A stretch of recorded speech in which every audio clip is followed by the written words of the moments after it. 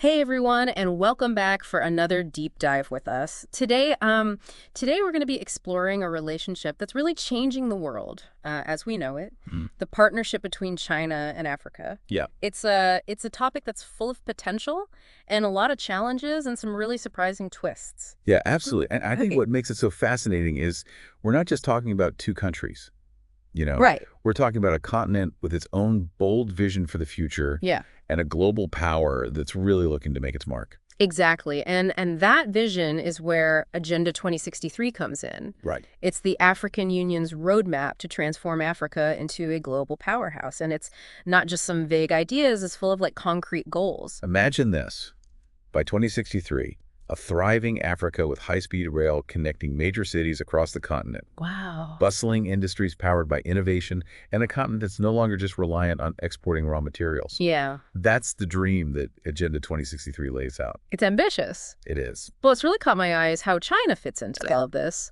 They're deeply involved in helping bring those goals to life. You see it everywhere. Yeah. China's investing heavily in infrastructure development through its Belt and Road Initiative, and we're not talking, small change here. Right. Think railways, ports, highways, projects that are physically changing the landscape of Africa. And it goes beyond just bricks and mortar. They're pumping money into trade and investment making. China, Africa's largest trading partner. Exactly. In 2023 alone, bilateral trade was over $260 billion. It's strategic for both sides. China gets access to resources and new markets, and African nations get the funding and the expertise to develop their economies. But here's where things get really interesting. Okay. We're also seeing China's tech giants like Huawei partnering with African nations to boost connectivity and transform the digital landscape. There's even this huge project to build a network of undersea cables to dramatically increase internet speeds across the continent. Think about what that means. Increased access to information, a booming tech sector, and a whole new generation of digitally savvy Africans. Yeah. It's a potential game changer. Okay, so we've got this ambitious African Union agenda, and China's stepping in with big investments, and these tech partnerships sounds like a win-win, right? Well, on the surface, yes, but it's crucial to acknowledge that these partnerships also come with some complex challenges Right. that we need to unpack. Okay, so let's get into that. So we've got this incredible vision for Africa's future. Right. With China playing a pretty big role in making it happen. Mm-hmm. But we also know that there are some serious concerns about how these partnerships are actually playing out in reality. Yeah. So what are some of the challenges that we really need to be aware of? Well, one of the biggest worries that you hear is about debt. Yeah. Some African nations are taking on huge loans from China, and there are a lot of people who fear that this could lead to a so-called debt trap situation. It's debt trap. Yeah. We hear about it a lot, but what does it actually mean? What does it actually mean for these countries? Basically, it's the risk that a country could become so indebted to China that they lose control over key assets, or they're forced to make economic decisions that benefit China more than they benefit them. Oh, wow. We saw a very stark example of this with Sri Lanka a few years ago, Right. where they had to hand over control of a major port to a Chinese company because they simply couldn't repay the loans. So it's like they're trading away their future for these short-term gains. Yeah, in a way. Are there any African countries that are particularly vulnerable to this? It's a real concern for countries with, weaker economies, high levels of corruption, or those that are very reliant on exporting just a single commodity like oil or minerals. Right. They might really struggle to repay those loans if, commodity prices drop or if their economies take a hit for whatever reason. Yeah. It's a tough balancing act, It is. needing the investment, but also protecting your economic independence. And it's not just about the debt, right?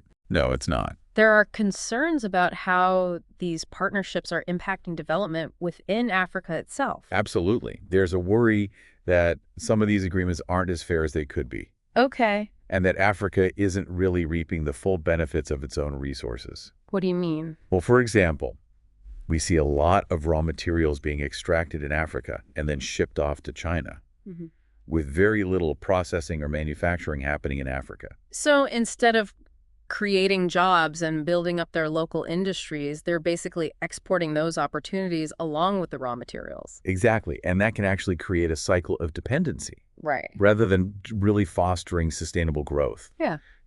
Yeah. It's crucial for African nations to push for agreements that prioritize local processing, job creation, and the transfer of, skills and technology.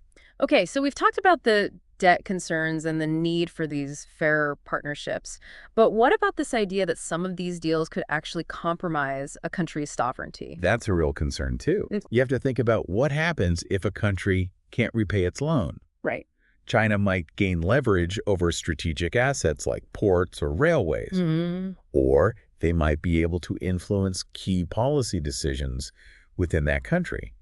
So it's really crucial for African nations to carefully consider the terms of any deal. Right. And make sure they're retaining control over their own future.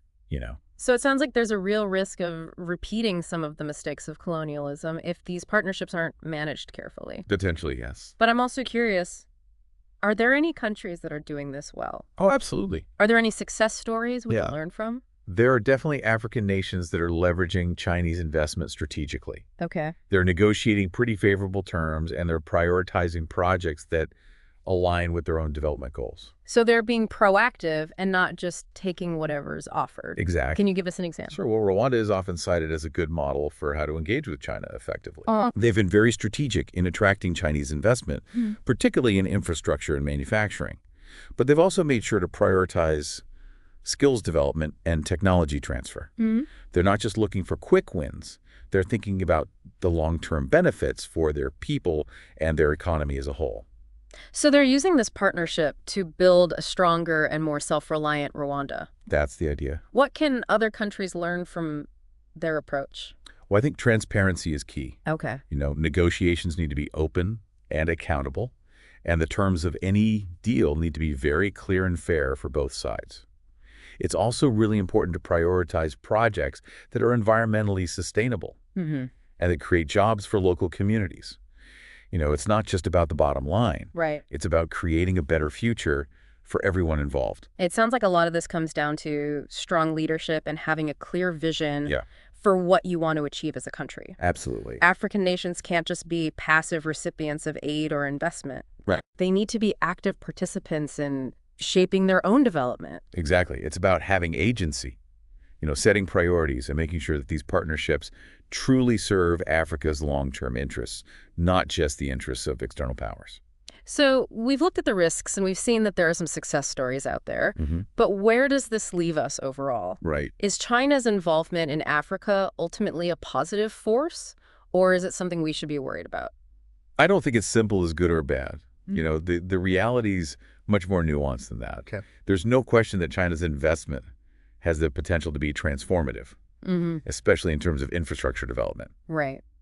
But we can't ignore the risks either. Of course. It all comes down to how these relationships are managed and whether African nations can assert their own agency and make sure they're prioritizing their own interests.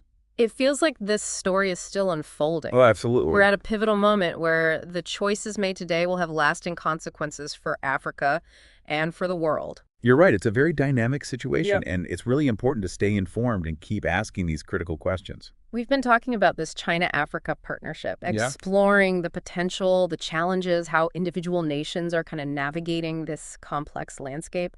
But I think it's time to zoom out a little bit. Okay. And look at the bigger picture. How does all of this impact the global stage? Well, it's really fascinating to see how this relationship is reshaping the geopolitical landscape.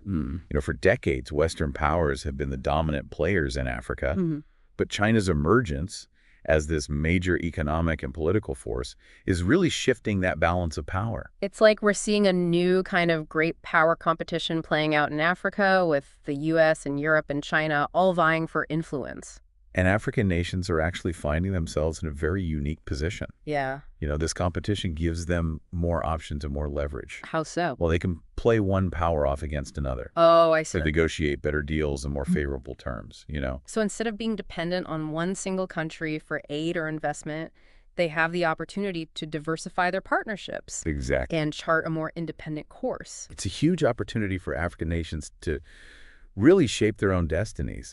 But of course, there are also potential downsides to this great power competition. Yeah, I can see how things could get kind of messy. Could this competition actually lead to more instability or even conflict in certain regions?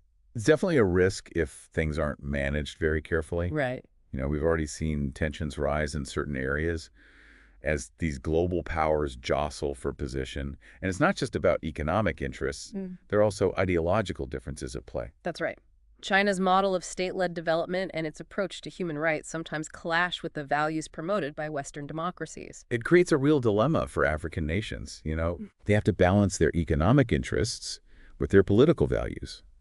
And it's not always an easy choice, especially when many African countries are still dealing with the legacy of colonialism, and they're very wary of any new forms of dependency. Okay, so we've got this complex geopolitical situation unfolding, but how does this impact the global development agenda? I mean, is China's approach to development compatible with the goals of poverty reduction and sustainability and good governance that are promoted by Western institutions? That's a really good question, and it's one that a lot of people are asking.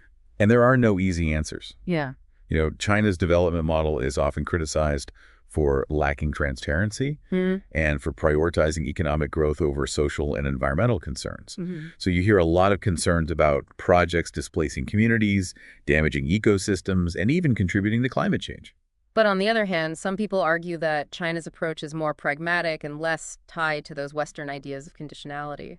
They point to China's willingness to fund big infrastructure projects, things like dams and power plants that other countries might shy away from because of the environmental or social risks involved. Yeah, and China has definitely filled a gap in infrastructure financing in Africa, which has been crucial for a lot of countries.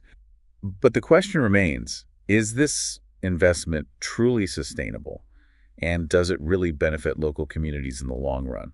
It feels like we're in a completely new era of development cooperation, one where the old rules just no longer apply. I think that's a fair assessment. The rise of China and other emerging economies is changing the landscape of global development. Yeah. And it's forcing everyone to kind of rethink those traditional approaches. So with all this in mind, what does the future hold for Africa? Is the continent destined to become a battleground for this great power rivalry, or can it chart a more independent course? I think Africa has the potential to become a global leader in the 21st century. Wow. It's a continent with incredible resources, a young and growing population, and a really vibrant entrepreneurial spirit. But realizing that potential will require strong leadership, strategic partnerships, and a commitment to good governance. And it will also require African nations to define their own vision for the future. Absolutely. One that's not dictated by external powers. It's about African agency. It's about making sure that the continent's vast potential is realized in a way that truly benefits its people. Well, we've covered a lot of ground in this deep dive. We have. It's clear that the relationship between China and Africa is incredibly complex, and there are no simple answers. That's for sure. But one thing is certain, this is a relationship that will continue to shape the world we live in. Yeah. It's a story that's still unfolding, and one that we all need to pay attention to. It's really important to approach this topic with nuance and understanding, recognizing both the opportunities and the challenges, Yeah, it's about going beyond those simplistic narratives, engaging in thoughtful dialogue, and making sure that we're all making informed decisions. Absolutely. So here's a final thought for you to ponder as we wrap up. As China's role in Africa continues to evolve, what steps can African nations take to ensure a future where both sides benefit equitably and sustainably? It's a great question, and one that deserves very careful consideration, because the decisions made today will have a profound impact on the future of Africa and its relationship with the rest of the world. Thanks for joining us on this deep dive into China and Africa, a partnership that's shaping the future. We'll be back next time with another fascinating